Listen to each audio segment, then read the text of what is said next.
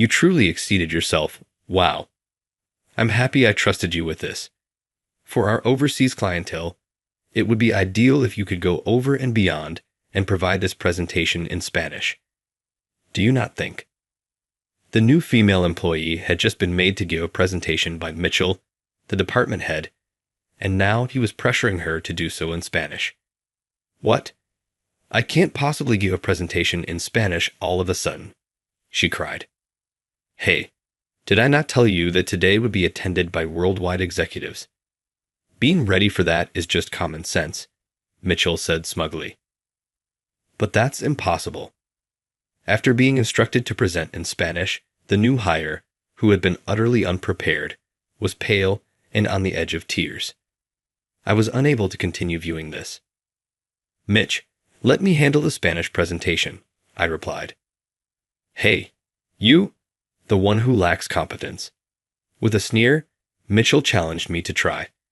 But his face lost its color as I started talking. It was time to exact revenge on him for all of his actions. One of the biggest suppliers of auto components in the United States is where I work. I was assigned to a regional office until recently, but I have since been moved to the company's coveted first sales division at headquarters. Ivy, the famous beauty, was one of 5 of us recently assigned to the division. Mitchell, the division leader, greeted us on our first day. Hello, new workers. The company's elite core is this initial sales division.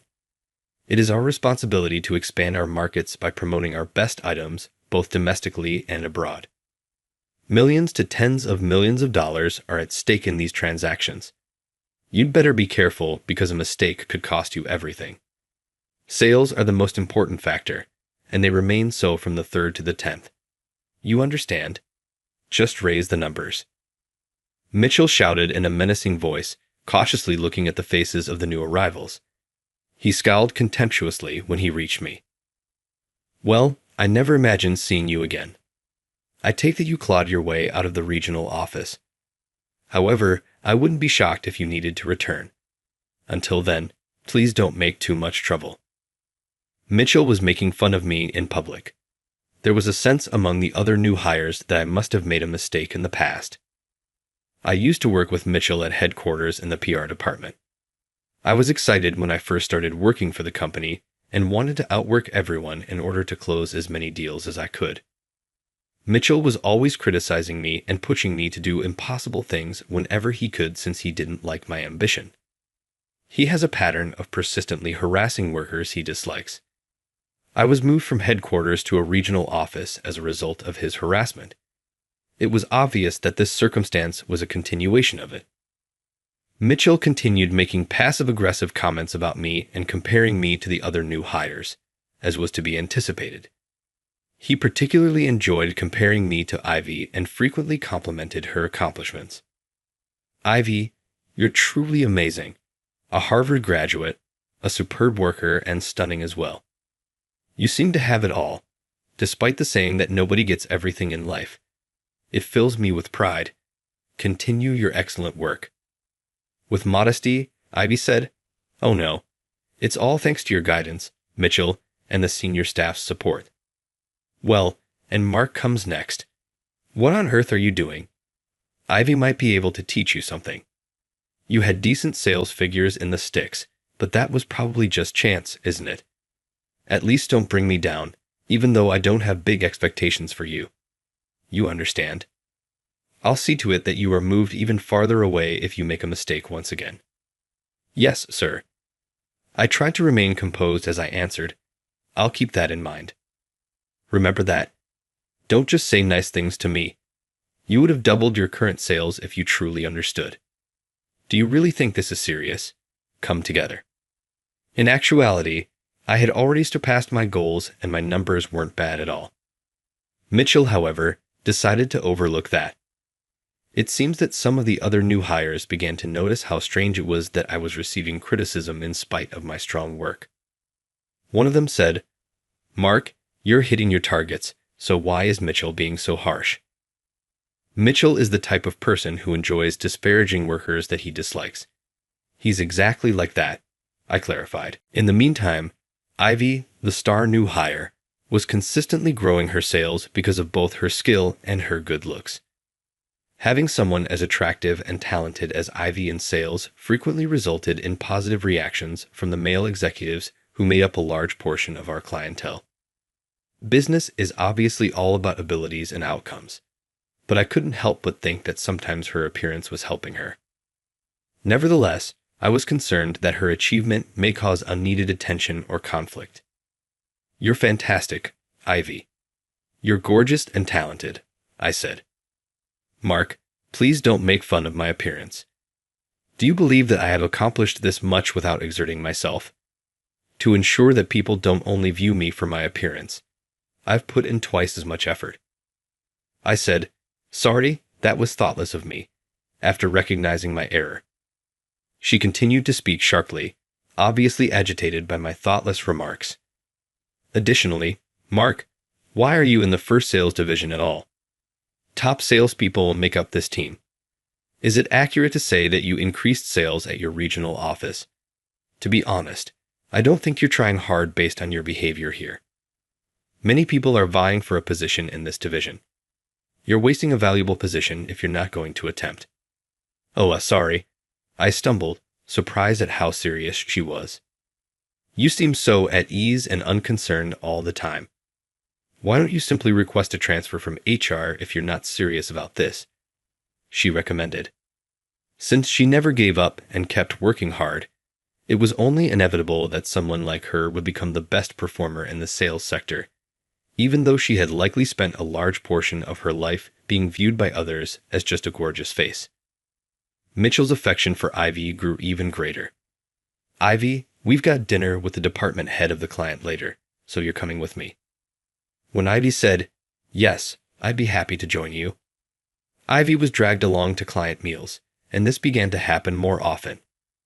She was aware that Mitchell was only using her as a prop for these encounters. "Ivy, you are aware that going to client meals after work is discouraged by the organization, correct? It is not something I would advise doing frequently, even with Mitchell. To be honest, you should avoid him. Is jealousy speaking? You seem to be the kind of person that doesn't appreciate informal surroundings. I need to push myself right now. My goal is higher. Don't put me in the same category as someone who lacks motivation as you." My counsel was ignored. One day, Ivy was chosen by Mitchell to be in charge of a big project's presentation. "I'm confident you can manage it, Ivy. Being selected as a newcomer is an honor, and this is a significant initiative for the company's future." "Yes, I'll do my best." The company's recently created EV control system was marketed to both domestic and foreign markets as part of this initiative. The large promotional campaign involved not just the sales department, but also the development and public relations teams. However, it was rash to give a new hire such a significant presentation. Concerns were also voiced by several members of the PR department. Because of her affluent upbringing, it seemed as though the firm was utilizing the gorgeous Ivy as a poster girl. Even rumors of a deeper relationship between Mitchell and Ivy began to circulate among the staff. It was undoubtedly a popular topic, whether it was good or terrible. Since the project involved the launch of a new product, there was an enormous amount of data to gather, such as competition analysis and cost-effectiveness comparisons with the prior control system. One person could not possibly handle it all. Even with the assistance of the development and manufacturing teams, it was still too much for Ivy to handle alone.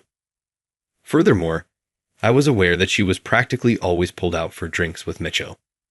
She was barely getting any sleep and worked extra every day. Her look was suffering as a result of the dark circles beneath her eyes becoming more noticeable and her face being thinner and more worn out. "Can I be of any assistance, Ivy? I must be able to do something to ease the burden." She stared at me as though I, of all people, were insulting her when I volunteered to help her while she was frantically gathering documents in the conference room. "I'm all right. Mark, I don't need your assistance. I'm capable of managing this alone." But I persisted because I knew that if she didn't seek some help, things would only become worse. "All well, but you won't be able to complete the presentation if you overexert yourself and collapse." I can assist with any background work or data organization. Allow me to assist you, please.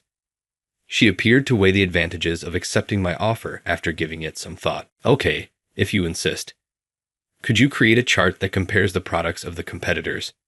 Sure, no problem. I began assisting Ivy with the presentation materials after that. As I collaborated with her, the sheer volume of work became even more apparent. I had the unshakable suspicion that Mitchell was acting with a hidden agenda. All right, Ivy, how is this? I gave Ivy the completed document I had created. What? It's already finished. This is incredible. It's really clear and well structured. Who are you truly, Mark? Me? I'm just a regular worker. But I'm happy it was helpful. But this burden is crazy, really. You would have collapsed if you had attempted to complete it by yourself. It's fine if you don't mention my help, but please let me keep lending a hand. Are you sure? Obviously. Thank you. I must admit that I had no idea how I was going to handle everything by myself. I couldn't let all of her effort to be in vain. I refused to give Mitchell what he desired. We completed the presentation materials the day before the important meeting because I did everything I could to lighten Ivy's load. Thank you, Mark. I couldn't have made it this far without your assistance. No, Ivy, it's all because of your diligence. The only thing left to do is make the presentation flawless. Let's get this done. We then proceeded to the new product presentation, which would decide the company's future. Key executives from major automakers filled the room, and even executives from other countries participated electronically. Ivy gave a polished and pertinent presentation. The crowd remained attentive and cheerful the entire time thanks to her bright grin and polished manner.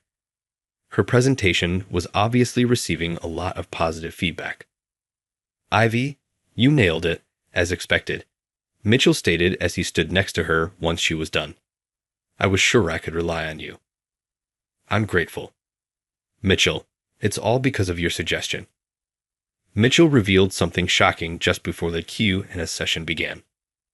But you know, since we got so many international clients today, if you could push it just a bit further, it would be absolutely perfect. What do you mean? Well, for example, if you could seamlessly switch to Spanish and finish the presentation in style. What? You're talented. Come on. You should have no trouble with that. However, I am unable to. I wasn't expecting this. I can't possibly give a presentation in Spanish without any prior preparation. Suddenly, what do you mean? Did I not warn you that you might have to do it in Spanish? No. I was just informed that I would be presenting. You never mentioned using Spanish for it. Are you now offering excuses? I informed you that today would be attended by worldwide executives. It should have been common sense to prepare for that.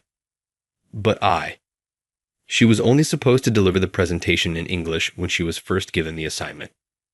She might be able to communicate in Spanish for a few greetings, but delivering a thorough presentation using technical terms, it was not doable. Mitchell, however, kept pushing her into a corner. You can't do it. What? Did you not graduate from Harvard?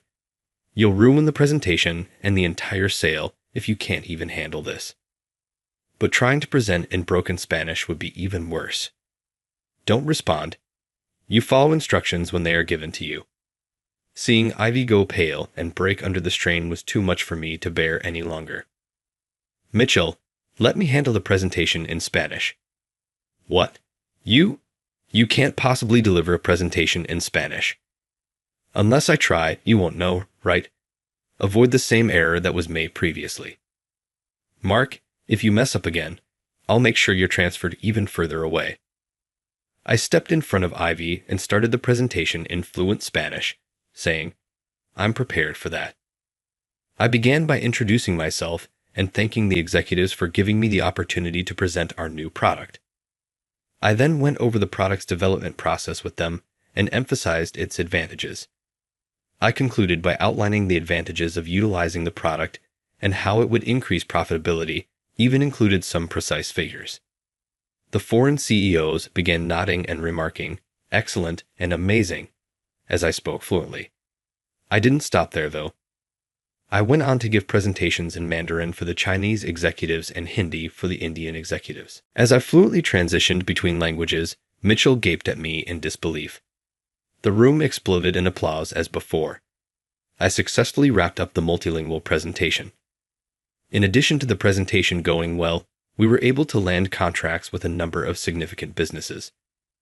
As a matter of fact, numerous clients expressly asked me to serve as their future point of contact. When we were summoned to the CEO's office a few hours later, Mr. Nash personally congratulated us on our accomplishment. Mitchell was there, of course. Mr. Nash, who was unaware of the whole situation, also praised Mitchell and credited his leadership for the achievement. As arrogant as ever, Mitchell most likely claimed all the credit, reveling in the recognition. When Mitchell walked out of the CEO's office, he mumbled to himself, "Well, this seals my promotion. Don't let today's success get to you," he continued, turning to face us. That presentation seemed like a cheap ploy to me. If I hadn't been your supervisor, Mr. Nash wouldn't have given you praise. Remember that going forward, you must be prepared to respond to any request that is made of you. He then turned to go. What a man. Ivy turned to me and lowered her head as I stood there dumbfounded. Thank you so much, Mark. We wouldn't have gotten the contracts if you hadn't intervened back there. What might have happened to the company's reputation is also unknown. I still shudder when I think about it. However, how come you are fluent in Hindi and Chinese in addition to Spanish? Who are you really? Well, at my first presentation as a new employee, Mitchell did the same thing to me. All of a sudden, he instructed me to speak in Spanish. A catastrophe resulted from my stress and my poor Spanish. Mitchell blamed me for being unprepared, and I was sent to a regional office, even though we narrowly made the sale. I was supposed to be on the quick road to success at the time because I had graduated from a prestigious institution. I put in a lot of effort to live up to those standards, but that's when Mitchell saw me. I could hardly sleep because he worked me to the bone. I was sent to a regional office for a single presenting fault after my scores were deemed Mitchell's. I can't express how angry I was when I found out later that this was Mitchell's method of operation. Despite my initial disappointment upon arriving at the regional office, I couldn't help but think of Mitchell's arrogant face. I began learning languages after realizing I couldn't let things finish that way. The regional office was a cultural melting pot, situated close to a major auto production facility and a U.S. military base. The pub I visited was packed with Chinese and Indians who were more than willing to teach me their languages in exchange for a few drinks, and a businessman who worked with the base offered to teach me Spanish for a nominal fee. Rudra was one of the group. He was the one who actually listened to me when I was depressed and first sent to the regional office. I would let my feelings out while we drank together. On certain nights, I would cry when my family called to express their concern for me. Rudra never once displayed signs of irritation and was always there to support and encourage me, even when I was at my lowest. Life has its ups and downs, Mark. Just drink when things are horrible. I'll hear all of your grievances. He taught me Hindi, and we hit it off right away and had a lot of chats. Over road trips and picnics, we grew close and became friends. You're a wonderful man, Mark. You're trustworthy and honest, but I used to believe Americans were superficial. Rudra, I adore your sense of humor and find you to be incredibly kind and amiable. Concerning money. While money is important to Indians, we value enjoyment even more. American barbecue is the best. He was particularly fond of American barbecues, which complemented my interests. He promised to take me around when the time came after I told him how much I'd love to travel to India someday for a road trip to explore the country's wide landscapes and enjoy an Indian-style barbecue. We made the most of our time together, and to be honest, studying from native speakers was far more beneficial than taking a language course. That's how I quickly picked up Hindi, which is reportedly difficult for Americans. All of it has helped me become fluent in Chinese, Hindi, and Spanish. Next, I'm considering learning Arabic and French. That is amazing. However, why did you conceal it for so long? Because Mitchell had something planned. Any talented newcomers who could challenge him are likely to be crushed by him. I was one of his victims, and after I was transferred to the regional office, I heard that other new hires received the same treatment. Thus, I was also on the verge of being crushed. Oh, essentially, I kept my abilities a secret because I was afraid he might do something. Isn't it better to be ready? Whoa, I didn't know. Mark, I've been so haughty and conceited toward you. I sincerely apologize. It was me who was unable to comprehend. Ivy expressed her heartfelt regret for her treatment of me. However, Mitchell's actions of claiming all the credit for his team's labors and pushing them over their breaking point, ruining their futures in the process, are unacceptable. It's not acceptable. You're correct. I was sent to this department for a reason, in fact. What? You don't mean to wait. If there's anything I can do to help, I'll do whatever it takes. I told Ivy a secret that I was keeping. The customer CEO, who was in the United States at the time, was supposed to attend our usual meeting with one of our key clients a few days later. Mitchell stood apprehensively in front of the executives, having been assigned to deliver the sales report. I moved forward resolutely just as he was ready to start. Before Mitchell delivers his sales report, I have something important to share with everyone. I displayed a few documents on the screen as I was speaking. Despite the brief muttering in the room, I maintained my composure and started speaking to the multinational executives in Chinese, Hindi, and Spanish. Clear proof that payments from subcontractors were routed through a fictitious account and ended up in Mitchell's personal account exposed Mitchell's fraudulent activity on the screen. A video also played, revealing a covered agreement Mitchell had signed at a private club for members only with a particular business. Mitchell pocketed the difference after pressuring the subcontracted parts factory to reduce their pricing while maintaining the invoice amounts. He then funded secret agreements and extravagant client entertaining with that money. Even evidence of him unlawfully transferring corporate property was found. Mark, stop. What evidence do you have to support these falsehoods? They're not falsehoods. This evidence is all authentic. Actually, I worked in the direct audit department of the CEO. Mr. Nash had taken notice of my abilities in the regional office and my experience working under Mitchell. He had given me the assignment to look into Mitchell's actions. Mr. Nash, who had heard reports about Mitchell's dubious activities, was already suspicious. The audit department's assistance was crucial to the investigation's success. Beads of cold sweat formed on Mitchell's forehead as his face went pale. This low-level employee is not worth listening to. He's bluffing everything he says. I promise that I haven't done anything improper. Even though Mitchell didn't appear to know it yet, it was too late for him to make any explanations. Finally, the client company's CEO, who was seated in the center of the room, spoke out. Mark would never tell lies. His testimony is credible. In this case, Mitchell is at fault. What? One of the people seated in the client CEO's chair was someone I knew well. The person who had taught me Hindi was Rudra. I am aware of Mitchell's standing. His practice of ensnaring new hires and dispatching them to regional offices is well known. Our company will not be working with Mitchell since I don't trust him. But what will your business do, Mr. Nash?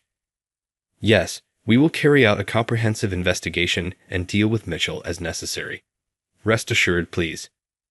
I understand. If so, I hope you'll designate a better candidate moving ahead. Of course. Think of it as completed. Mitchell departed the room as if it were the end of the world after Mr. Nash's statement, his face a picture of defeat. In hindsight, Rudra undoubtedly already knew who I was, even if I was unaware that he was the CEO of a significant automaker.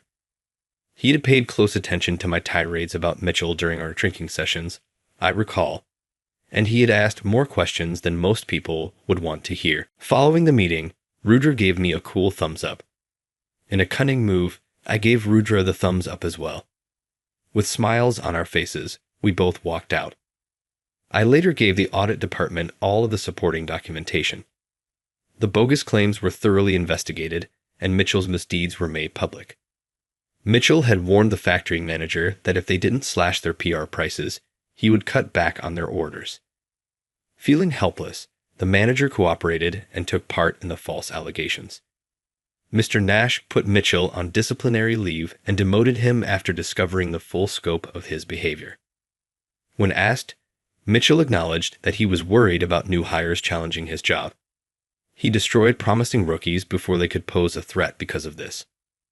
Mitchell, why would you do this? Hey, my concern would be incomprehensible to you future stars. I believed I could earn some extra cash from the plant because I required outcomes to keep my job as department head. That seems empty, doesn't it? I put in a lot of work after you sent me away and returned here. However, how about you? You didn't put forth any meaningful effort. All you did was destroy talented new hires. Now, what have you got to show for it? He fell silent. I'm going to work hard on myself to reach a greater altitude. You know you're cheating, don't you? Because you won't leave anything for me. Soon after, Mitchell permanently left the company, biting his lip in disgust. I was expressly asked to serve as Rudra's company's point of contact. Naturally, Rudra and I are still close friends and equals now. I was formally elevated to sales department head in recognition of my contribution to exposing Mitchell's dishonesty. Mark, congrats on your advancement. Your diligence is a true inspiration to me. Please keep directing me. Wherever you go, I'll follow you. Respected Ivy put a lot of effort into honing her language and sales abilities. She follows me around because she wants to know how I approach sales. She soon began working with me for so long that she stopped coming home and instead stayed at my house. We eventually began dating, and she is now my amazing wife. Being sent to the regional office wasn't a significant setback in my life, as I had previously believed. I needed that transfer in order to be successful. All obstacles, even failures, are but stepping stones to achievement. There are no quick fixes for reaching your objectives. The best way to succeed is to work consistently and steadily each day. You don't have to hurry. I'll keep moving forward in life, one step at a time, and remaining loyal to who I am.